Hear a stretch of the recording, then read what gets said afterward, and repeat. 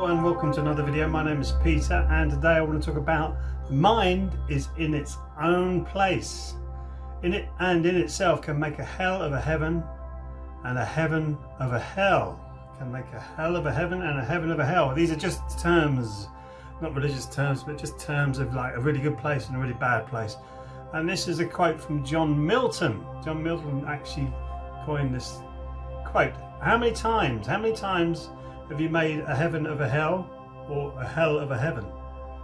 If you look at the bigger picture, like the world and the world as we see it and we know it today, we could term that as a heaven, a paradise, a beautiful blue jewel of a planet floating in an enormous universe of space, and we don't know what goes past that space. We just see the little blue twinkly stars up there, but no idea what's going on up there really.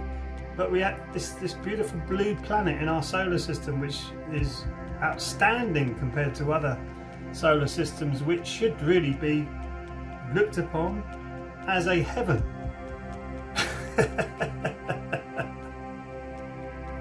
And it is a beautiful place to be in. But what have we done as humanity?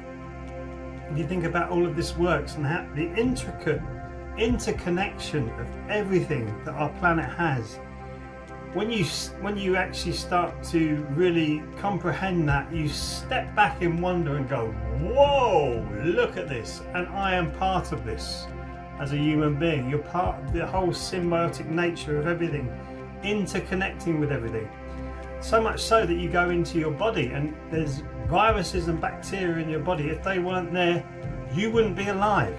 So there's parts of you that isn't you in your body.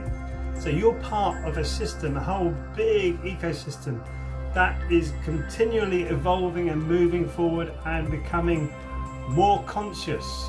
The reason we have more creases in our brain is so that we can get more information from the higher energies. So you step back and wonder with all of this. And what have we done with this heaven? We turn it into a hell. We turn it into a living hell. Pollution. Not all of us, but we all need to start to take responsibility for this. So it's pollution. Plastic. There's so much plastic now in the world that we can't deal with it. Can't deal with the plastic. There are people working on this now, which is great. But getting rid of the plastic is, I mean, that's hell. Plastic everywhere. You don't want it. You want trees and grass and flowers and food growing in your meadows and not covered in litter and plastic. That's awful. So we've turned this heaven into a hell. You've got pollution. Goodness knows what's coming out of some of these factories into the river. I mean, it's starting to be turned around now, but less than 50 years ago, in my lifetime, there were rivers you wouldn't swim in. You wouldn't even dip your finger in. They were so polluted and dirty. Now they're better. We took a walk down the Thames the other day, and it was incredible how clean that is now. So that's a big thumbs up for that. There's always good things happening. So we're slowly addressing this and turning it back into a heaven. But this is a fantastic example of making a hell of a heaven. Fantastic example is the environment, not the climate change where it's all politicised and they're going to put more taxes on you, which they're doing already. I think they're doing that with the virus. They're going to put an extra tax on you now. Well, they're talking about it anyway, another 2 pence in the pound. And come the climate change tax, you wait. They're going to sting you for that. And where's the money going to go? It's not going to go towards the environment. Do be serious. That's dreamland. It will create green jobs that are unsustainable and no good to anybody. But this is what they're going to do with this agenda, this political agenda. What we need to do is really take that off the politicians' hands and do it for ourselves. So therefore we are growing our own food, we are looking after the environment, using less plastic, using less toxins that go into the air and into the drains. Like for instance, I don't use the fluoride toothpaste anymore because you know the fluoride's going into the water supply. So unless you really do filter your water properly, or I personally distill it, you're going to be drinking that fluoride. And fluoride, when it's not in its natural state, I think it's connected with a carbon type fluoride carbon, I think it is.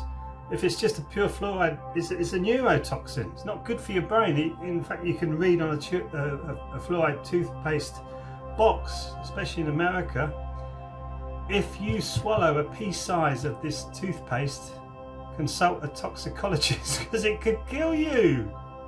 You're brushing into your gums every day. Goodness me. And that's going into the water supply. That's turning the heaven that we live in into a hell. Also with estrogen and the female hormones that are flooding into the water supply that aren't being cleaned up properly. It's all laziness as far as I'm concerned. It's all, oh, we're going to do this for our profit over here, but we're not going to bother with the environment. Incredible stuff, and yet we're going to get taxed for all of those mistakes rather than looking at the companies who've caused it.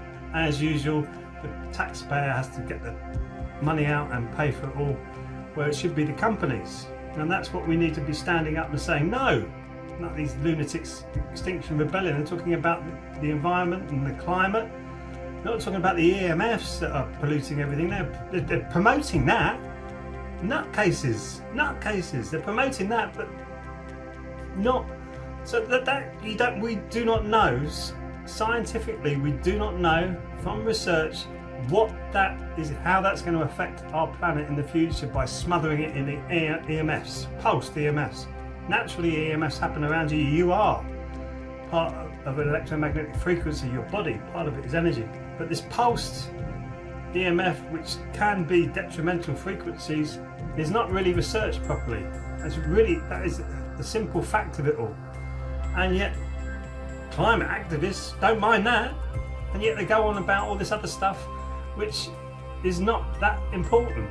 It's incredible how it all works. We don't know whether there's enough carbon or not in our environment. You speak to some carbon scientists, they say we're actually in a carbon lack. At the moment, our bodies are made out of carbon, and we're moving into a more crystalline type body. So there's an enormous evolvement happening on the planet. We come to an end of a climate cycle, we're coming to an end of a financial cycle, we're coming to an end of a war cycle, so there might be another war coming soon. But that's not doom and gloom, that's just how these cycles work. So we're coming to an end of a climate cycle, so the climate is going to go crazy.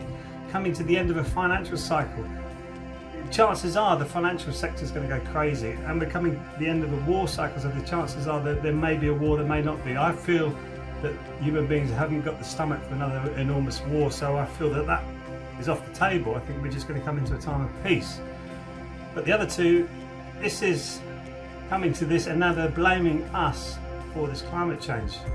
So, but we have made hell of a heaven on the planet, and you can yourself in your mind make a heaven of hell. You can do it. You can look at all of this stuff, and when you take the journey inside, you go, ah, now I feel good. Now I feel better. I'm connecting with myself.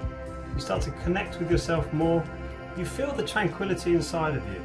You can see all this stuff that's going outside of you, and it's all crazy and mad, but inside of you, you can create the heaven. But with the heaven that you have inside of you, you're still looking out at hell. So really connect with that inside of you. We can do that with the Qigong classes that we run on this YouTube page, channel. I should say also there's meditation here that helps you to connect more with yourself. I think these are really, well, I know these are really important steps for all of us to take to help us move through these difficult times that we are in, right in the middle of it, right in the middle of this enormous change, evolutionary change. And we will come through it when more of us wake up and raise the vibration of the human race. Raise the vibration, see more, open your eyes, see it all, and you'll be able to move through it in a lot more peaceful manner, which is what I want for everybody, really. Everybody to living more peacefully inside, because we're fearful, anxious, upset. We're looking at this world and oh my goodness me, we've made a hell out of a heaven as human beings, and it is a heaven. And then once we start to connect with this inner energy ourselves, we start to trust each other. And what happens with that trust? Love comes. Love will save everything. Love will save everything. This means 666, well, it's actually a mudra, Mayan mudra, 666 is actually the number of carbon. It's not the number of the beast, it's the number of carbon. 369, Tesla said, number of the universe. So 3, 6 and 9, amazing numbers if you look at the Rodin sequence. I'm not going to get into that now. But that's sacred geometry, and we are living in sacred geometry. We're living in an amazing symbiotic system. Let's keep it that way.